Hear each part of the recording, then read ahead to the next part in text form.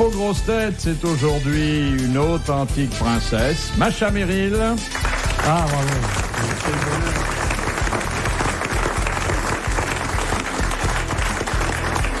Une blonde pas tout à fait authentique, Evelyne Leclerc. Qu'en savez-vous? Ce sont des rumeurs qui courent Paris. Oh, alors ça, si vous C'est un commencez pharmacien du Nord qui nous a envoyé une lettre à de la mémoire. anonyme. Anonyme et signée en même temps. Très spéciale cette lettre. J'aime une femme que je trouve drôle, que je trouve gaie, qui embellit ma pharmacie. Lorsque, devant mes petits médicaments ennuyeux, je réfléchis le soir, brutalement son image revient. Est-elle blonde? Non, mon souvenir ne me dit pas qu'elle est blonde. Et pourtant, lorsque je regarde sa tête, c'est la blondeur qui apparaît, puis il déblatère comme ça pendant 30 avait 12 ans 30 à ou 35 l'époque. pages. Non, c'est l'année dernière. Il lui a offert un VTT pour avoir la paix, pour qu'elle perde le cul. Il est redoutable, le pharmacien. Voilà, eh bien, cet éloge d'Evelyne Leclerc était prononcé par l'amiral Olivier de Kersauzon. Heureusement, il y a autour de notre table aujourd'hui un galant homme, un vrai. On n'a pas entendu, justement, voilà. Quelqu'un qui C'est un s'efface. vrai galant ou un vrai homme? Parce que Les deux. faudrait que tu te décides là. Bon, parce l'amiral, que- attention. Quelqu'un qui laisse passer les femmes, qui il est leur fou. fait des compliments. Absolument. Ouais, une petite Qui- main au cul de temps en temps quand même. Tout à l'heure, j'ai vu avec Evelyne, il lui tapait le derrière en disant j'ai l'impression d'être au salon de l'agriculture. Mais c'était affectueux, il n'y avait rien de libidineux. non. C'était juste une espèce de tendresse rurale de cet élégant papy qui fait gendarme en C'est traîne. vrai qu'elle me rappelle mon enfance à Charolles. Bah ouais, Ah bah merci. Si vous vous y mettez aussi, Pierre. alors Il les là. laisse passer parce qu'elle s'arrête pas, c'est ça. Oui, c'est ça. C'est vrai qu'elle a un beau physique de donneuse de lait. Oh, ça Et les ce inspire. galant homme, dis-je, c'est Pierre Bellemare. Bravo.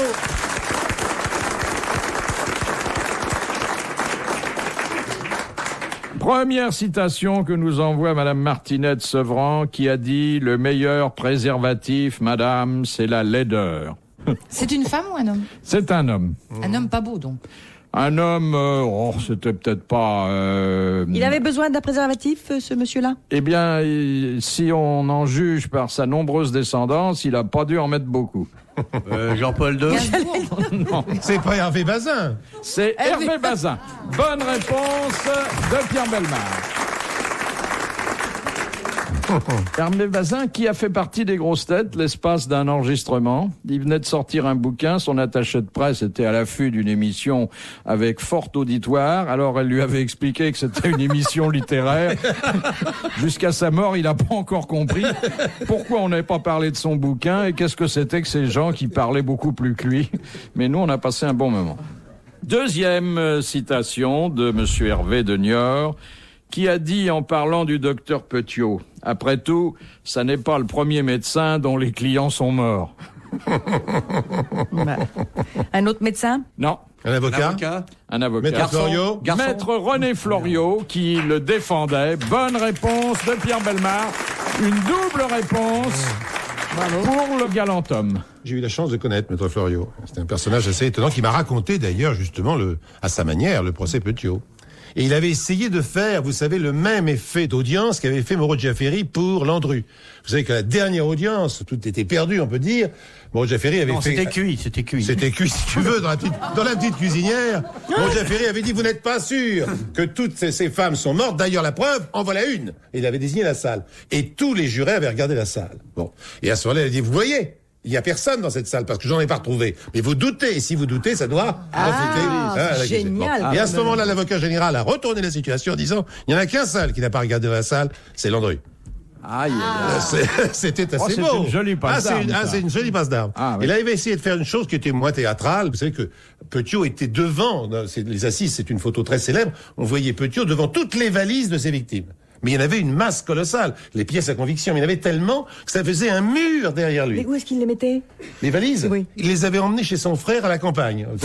C'est une histoire folle, l'histoire de Petiot. C'est complètement fou. Bon, et donc il est devant toutes ces valises avec cette gueule incroyable, car il avait un visage. Vous savez que pendant tout le temps où il a été en prison, en attendant sa mort en quelque sorte, il a écrit un traité d'ailleurs qui vous intéresse, puisqu'il a écrit un traité sur le hasard et sur le jeu, oui. avec toutes les martingales possibles et imaginables. Bon, et donc il avait essayé de le défendre comme il pouvait. Il avait démontré qu'un chapeau qu'on prétendait appartenir à une victime n'était pas du tout. Il avait la preuve formelle et c'était vrai. Et donc, il avait essayé d'introduire le doute à partir d'un objet. Mais il n'y était pas arrivé non plus. Enfin, Landru tous les et médecins. Fofio, tous les deux sont passés à la casserole. Hein. Je suis un voyageur qui emporte ses bagages. Voilà ce qu'il a dit juste avant de mourir. Moreau Giaferi, mais une minute avant qu'il monte sur l'échafaud, s'est approché de lui et lui a dit... Pour Landru. Pour Landru. Oui. Est-ce que vous êtes coupable ? Et Landru aurait répondu, ça, maître, c'est mon petit bagage. C'est mon petit bagage, c'est ça. Voilà, c'est-à-dire... Vous êtes sur France Culture, il est 17h. Bon, écoutez, c'est des souvenirs que nous avons comme ça que nous partageons. Ah, c'était la bonne époque des exécutions capitales. Ah oui, que c'était gai. Quand Pierre Bellemare arrivait avec ses mouillettes le matin. Oui, bien sûr. Et à propos des médecins, le frère de Michel Galabru, je pense pas que je commets une indiscrétion parce que il est très sympathique. Il ressemble à Michel, c'est la copie conforme de Michel. Il est médecin à Béziers. Et alors, il venait nous voir pendant un tournage et il me dit, oh, je parle à la retraite, j'en ai marre. Je dis, qu'est-ce que vous faites? Je suis médecin. Je dis, comment? Il avait 52 ans. Vous allez à la retraite tellement tôt, un médecin quand même, la passion, la médecine. Oh, il me dit non. J'en avais marre de deviner. Là, très joli. C'est très beau. Et il est parti à la retraite à 53 ans. Et vous aimez beaucoup Béziers, vous, je crois. Oh, Philippe. J'aime le faire, ne pas en parler. Les grosses têtes dans la nuit des temps sur RTL de 4h à 4h30. Question de Mademoiselle Fritz de Cornimont. Où le Kama Sutra, votre livre de chevet, mesdames, conseille-t-il à une femme étroite de placer sa jambe pendant l'amour? Attendez. Par-dessus la tête de Cherche quelqu'un. dans tes souvenirs, machin. Par-dessus la tête de l'autre. Du partenaire. Exactement. Derrière la tête de l'autre, c'est-à-dire C'est de une l'homme, en logique principe. absolue, oui. Bonne réponse de Macha Merrill, qui ne voulait plus parler de ça. Gymnastique logique. Position logique. Enfin, attendez, est-ce que c'est pas un peu classique, j'allais dire? Tu fais quoi cet après-midi? Classique. C'est Oui. pas extravagant. Non. Et peut-être... J'avais peur, tu dis. Est-ce que Moi, je fais ça tous les jours. serais-je aussi extravagante que ça? Non. Ça exige une certaine confiance dans le partenaire, pour qu'il n'abuse pas de la situation, une certaine intimité aussi, Oui, quand on en est là, en général. Oui, hein. qu'il n'y ait pas trop de monde autour. Enfin bon, quand même. Par exemple, c'est un truc que vous n'auriez pas pu faire dans le train, ça. Oh, dans les Ça wagons-lits. dépend de Ah non, l'espace c'est qui pas nous dans les est donné. wagons-lits, hein, attention. Macha, c'est Tu dans veux une les couchette toilettes, elle nous l'a raconté. Oui, ben justement, alors, réfléchissez. C'est plus avantageux de se recroqueviller. Oui. On s'imagine pas quand on la voit comme ça. Puis s'il y a un lavabo, c'est pas fait que pour se laver les mains. Hein. Ben, on peut se laver autre chose. C'est pas ça, je pensais. Non, vous êtes sûr qu'elle n'a pas pété les plombs, notre princesse, là? Non, je tiens beaucoup à ce souvenir. Je préfère que vous ne le souilliez pas. Et grâce à votre confidence, ce souvenir est un peu le nôtre. Et nous ne prenons jamais le train sans avoir quelques pensées érotiques. Merci, c'est gentil. Laissez-vous prendre par le train. D'ailleurs, ça a été longtemps un slogan de la SNCF. Je sais pas ce qu'ils ont aujourd'hui, mais alors, c'est grave. Hein. C'est de cette campagne que date votre conversion. Oui, absolument. Oui. Je les ai crus. Question de Madame Beauvais du Mans. Où trouve-t-on des ventileuses? Ah, dans les ruches, ce sont les abeilles. Oui, exactement. Les abeilles qui font de l'air, comme certaines les ailes, personnes c'est qu'on connaît. Bonne réponse d'Evelyne Leclerc. Rafraîchir la reine, c'est tout. Non, c'est vrai, on rêve un peu, quoi. Ce sont les antécédents des climatiseurs, en fait. Les abeilles qui ont inventé la climatisation. Voilà. Ouais. C'est ce que je voulais dire. C'est beaucoup plus dur de pénétrer dans une ruche d'éléphant, il y a des risques. Vous pouvez être écrasé dans le noir, ce qui fait noir dans les ruches d'éléphants. Mais ils font exactement la même chose. Alors, il n'y a pas besoin de frimer parce qu'elle a trouvé que c'est les abeilles. Moi, c'est les éléphants aussi, ils font ça. Oui, mais quand un éléphant bat des ailes, c'est moins visible quand même. Hein. C'est plus rare. Tu connais l'histoire des deux vaches qui tricotent sous un arbre? Non. Il y en a une qui dit à l'autre, oh, regarde, un petit éléphant rose qui vole. Et en effet, il y a un petit éléphant rose qui passe. Un quart d'heure passe, l'autre dit, oh, regarde, 2 éléphants roses. Effectivement, 2 petits éléphants passent en volant. Au bout d'un moment, arrive 4, 5, 6, 8 éléphants roses qui volent. Et l'autre dit, regarde, mais il y a vraiment beaucoup de petits éléphants roses qui volent. Et l'autre dit, il doit y avoir un nid quelque part.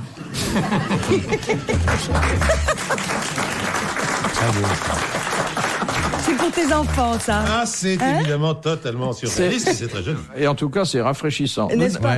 Nous avons une blague propre par an. Nous sommes tranquilles pour Je 12 suis heureuse d'en avoir le privilège.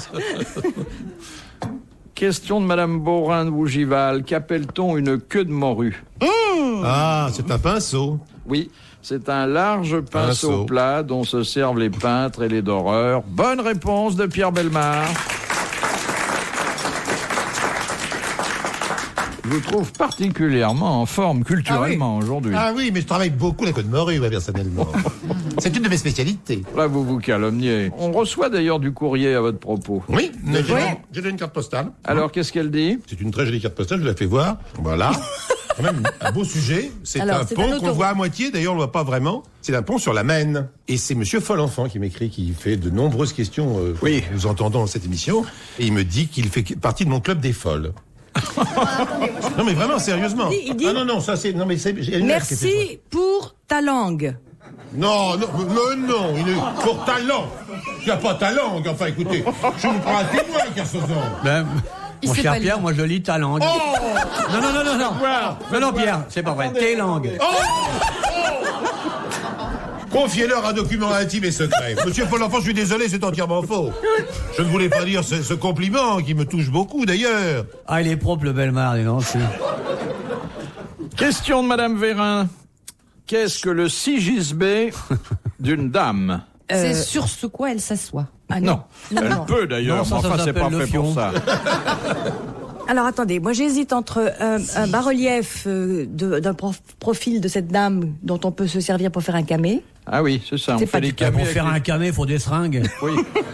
Il y a des sigisbés qui sont aussi des camés. C'est un Chère vêtement que princesse. l'on portait autrefois, une partie de C'est un la bijou. parure. C'est un bijou. Est-ce que c'est un contrat de Il y a- quelque on chose? peut enfiler un sigisbé, c'est arrivé. Une C'est un femme amant? aussi. C'est un jeune amant? C'est pas un C'est amant. c'est un un ami. serviteur auprès de la C'est un dame péché, et qui quand ne même. risque pas de lui monsieur de faire des compagnie. enfants parce que C'est un Il est eunuque. monsieur de compagnie. et eunuque de préférence. Non, Ah non, pas obligatoirement. Ah non, bon d'accord. non. Mais enfin, Je quelqu'un... pourrais être un sigisbé alors. Alors, oui, exactement. C'est un chaperon, Quelqu'un une sorte de qui est souvent homosexuel, donc qui ne fera pas de proposition malhonnête à la dame. Ce qu'on appelait d'ailleurs en d'autres temps un chaperon. Mais oui. Bonne réponse de l'amiral. Mais oui. Ça te fait rire, ça. Le Ça chevalier. l'a fait servant. rire, l'autre princesse. Ben là. oui, parce que Parce que quoi? je te vois pas en sigisbé, toi, tiens. Bah si. Tu veux bien être mon petit sigisbé? On va faire garder des vaches. Ça parle pas. Mais souvent, une femme d'un certain âge, d'un certain rang, ne veut pas sortir seule. Par exemple, si elle est veuve. Et Ça s'appelle dans ce cas-là un gigolo. Ah non, attendez. Moi, je vais vous dire, je connais beaucoup d'actrices, surtout les américaines, les stars, qui ne veulent pas sortir avec l'homme qu'elles aiment pour pas qu'on en parle. Alors, il y a un service de location de 3615 sigisbé. des garçons inoffensifs. Evelyne devrait C'est faire le ça, là. nouveau service que l'on Oh, mais moi sait. j'ai beaucoup de copains qui Oui, m'accompagnent mais- aussi tout le temps. Est-ce que des Tous pédés. dames qui recherchent un homme de compagnie ne pourraient pas appeler votre serveur? Bien sûr. Un département serveur cochon, impuissant, par exemple. 36-15 salope, c'est ça que t'as, non? C'est Elle a, ça. elle a un serveur, en plus. Puis le pharmacien de Lille. Ça t'intrigue, hein, mon pharmacien. Ouais, parce que je me dis, le mec... Eh ben, ça tient toujours, dis donc. Ça marche toujours avec le pharmacien? C'est incroyable. C'est fou, alors. Ouais, là, je De suis sa part, étonnée surtout. moi-même. Je ne sais pas ce qui se passe. Mais il fait Et ça quoi, il par te dope intérêt ou quoi? Non, mais il essaie de lui piquer ses cachets. Non, celui-là ne me pique rien. C'est vrai? Je ne comprends pas. Vous nous l'amenez un jour, le pharmacien? Ah ouais, j'aimerais bien vous l'amener. Généralement, vous nous les présentez Il est la, très la joli. semaine C'est fini. de leur départ. Il est très très très joli celui-là. En J'en plus. suis très contente. Oui. Lui, je ne sais pas, mais moi, oui. On est partis en expédition tous les deux là. Je suis rentrée hier. En expédition. Oui, avec dans le Grand Luther. Nord canadien. C'est pas vrai. J'ai fait du chien de traîneau. Ah, des Oh, les pauvres clefs. T'as qu'à voir, le traîneau, là-bas, c'est Evelyne Leclerc. Tabarnak. Combien il y avait de chiens pour vous traîner? 11. Elle devait tirer la langue. Hein. 11 chiens par traîneau. Mais c'est agréable hein, de se faire tirer comme ça dans la neige. Oh, mais... Par des chiens. Par des chiens. Oui, non, oui. À se faire tirer dans la neige. Ça. Mais sur une peau de bête, hein, bon. Ah, la ça- vie sexuelle ça d'Evelyne glisse Leclerc. bien. Et la SPA, elle dit rien. Et mon fiancé, il était sur l'autre traîneau. Ah bah oui, bien Ouais, sûr, mais- on comprend, oui. Elle doit être beau, le couple. Les grosses têtes dans la nuit des temps. Sur RTL, de 4h à 4h30. Dernier rendez-vous avec les grosses têtes dans la nuit des temps du 4 mai 1996. Autour de Philippe Bouvard, Olivier de Kersauzon, Pierre Bellemare, Macha Merrill et Evelyne Leclerc qui parlent de vin de pissenlit. Question de Monsieur Radion de Brest, vous devez le connaître. Ah, mais je connais Brest, qui est le plus beau port du monde. Dans le nord de la France, qu'appelle-t-on une bistouille? Je devrais savoir. Ça oui. Surtout avec un pharmacien qui est tout contre la bistouille. Ça se mange? Presque. Comment ça se mange presque? Ah, c'est un instrument pour manger. Non. Une bistouille, on dit. C'est féminin. Une bistouille, Une oui. bistouille. Ça se met dans la Une bouche? bistouille. Oui. Une cuillère? Non. Une fourchette? Non. Une sucette? Non. Une tétine? Non. C'est pour boire un liquide. Oui, c'est si l'on veut. Ça c'est permet de boire un liquide. Non, ça permet pas de boire un liquide, faut autre chose. C'est un Ça verre? contient quelque chose. C'est pas un verre, contenant, une- C'est justement. pas un contenant. Un contenu? C'est le C'est un contenu? contenu. Ah, C'est le contenu d'une bouteille? Alors on peut le mettre dans une bouteille, dans une tasse, dans un verre. C'est du genièvre. Non. Un liquide. La bière? Non. Du café? Alors, du café, mais pas du café seulement. Avec de Du café l'alcool. avec de l'agnole dedans? C'est le petit Alors déjeuner, exactement, c'est ça, c'est un café arrosé d'eau de vie qu'on boit souvent le matin et ça s'appelle là-bas une bistouille. Oui. Bonne réponse d'Evelyne Leclerc et de l'amiral. C'est pas spécifique au Nord, hein, parce qu'ils ont tout de suite. Hein. Je veux dire que ce genre de mélange n'est pas spécifique au Nord. Oui, on on, voit doit- partout. Comme ça. on doit en boire plus dans le nord, sûrement. Oh non, le matin. calva dans le café, je m'entends tout de suite en Normandie, ça y va sec. Hein, Oui. À propos de boire, toute cette semaine là, pendant mon voyage, j'ai bu du vin de pissenlit. Tu bois toutes les dégueulasseries que tu veux, c'est pas la peine Non, de non, t'en faire il y avait part. que ça. De toute façon, Non, mais elle s'est pas fait un petit cocktail d'urine de chien aussi? Avec les 11 qui avaient attiré le traîneau? il n'y avait rien d'autre à boire, alors c'était Oui, ça bah c'est ou ça, rien. bah oui, d'accord. Et c'est bon? Bah, c'est bon, c'est Bah, bon. on peut Il y a des tout, tas de bah, trucs c'est qu'on peut fait. boire. Hein, On besoin mais- d'alcool de tout. Quand c'est Vous avez nécessaire. jamais vu sous la lune les chiens ramasser les pissenlits pour faire un cocktail pour les gens du traîneau? Cinglé. Mais ça ressemble à du vin, non? Un genre de vin blanc, oui. Ça doit être très diurétique, hein? Oui. Exactement. Ça pose des problèmes hein, là-bas avec le C'est le froid. froid, ça. Mais d'ailleurs, je voulais me poser cette question. D'ailleurs, quand on est comme ça, en pleine campagne, et que brusquement, une envie vous prend soudain. Mais ça m'est arrivé, Et cher qu'il- Pierre. attendez, cher ami, parce que vous avez été pendant un hiver relativement peu rigoureux. Oui. Vous n'avez eu que moins 17. ce qui n'est pas Exactement. grand-chose. Imaginons qu'il fait moins 40, ce qui est très, très fréquent là-bas. Comment posez-vous culotte en moins 40? Sans vous les geler totalement.